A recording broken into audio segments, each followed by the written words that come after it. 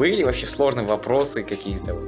Тумач слишком такой, а что за вопрос? Они что, офигели? Вот такие были в момент вопросов?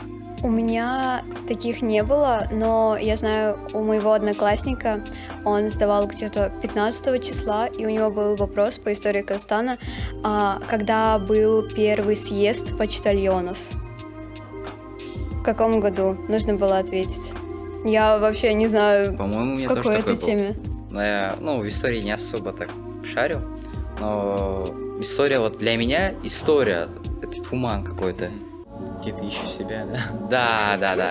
Либо тебе подается такой легкий вариант, либо тебя нет. Все. Ну, в принципе, по-моему, там не было таких вариантов. У меня знакомые, которые... нет, у меня знакомые будут только сдавать, а те, кто уже сдали, говорят, что темы обычные, допустим, в математике все темы, которые мы вот будем проходить, они были на ЕНТ. И вот по информатике также. Да, все, в принципе. По матсау, вот я хочу отметить, что матсау был очень легким. Я сдал его... Матсау тлук. Или математическая грамотность, давайте можем говорить.